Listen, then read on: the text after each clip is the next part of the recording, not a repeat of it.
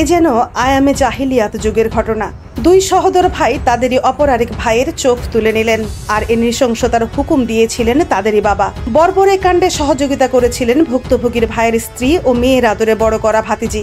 সম্প্রতি সামাজিক মাধ্যমে ছড়িয়ে পড়া এ ভিডিওটি নিয়ে ব্যাপক আলোচনা চলছে। ভিডিওতে একজনকে আঙুল দিয়ে রিপন ব্যাপারীর বাম চোখ তোলার চেষ্টা করতে দেখা যায়। এ সময় একজন পুরুষকে দেখা যায় রিপনের পা ও শরীর চেপে ধরে রাখতে। এছাড়া দেখা যায় এক নারীর হাতে একটি উৎপাটিত চোখ এবং এক নারীকে রিপনের মুখমণ্ডলে মারধর করতে।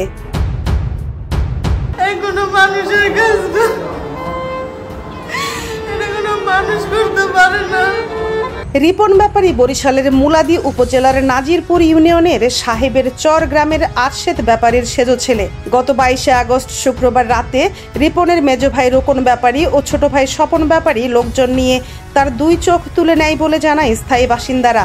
এ সময় রিপনের বাবা উপস্থিত ছিলেন এবং উৎপাটিত চোখ তার হাতে দেওয়া হয়েছিল বলে অভিযোগ রয়েছে।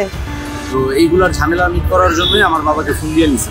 গ্রামে নেওয়ার পরে রাত্রে 2:30-3টার দিকে এ ঘটনায় গত 25 আগস্ট রিপনের স্ত্রী নূরজাহান বেগম বাদী হয়ে স্বপন ব্যাপারী, রোকন ব্যাপারী, আরশেদ ব্যাপারী সহ 8 জনকে আসামি করে বরিশাল জুডিশিয়াল ম্যাজিস্ট্রেট আদালতে মামলা করেছেন। আদালত মামলাটি গ্রহণ করে মুলাদি থানাকে প্রাথমিক তথ্য প্রতিবেদন করার নির্দেশ দিয়েছেন বলে জানান আদালতের সরকারি কৌঁসুলি নাজিম উদ্দিন পান্না। চোখ হারানো রিপন ব্যাপারীকে উপজেলা স্বাস্থ্য কমপ্লেক্স থেকে নেওয়া হয় শেরেবাংলা মেডিকেল কলেজ হাসপাতালে। পরে অবস্থা আরো গুরুতর হওয়ায় ঢাকায় জাতীয় চক্ষু বিজ্ঞান হাসপাতালে ভর্তি করা হয়।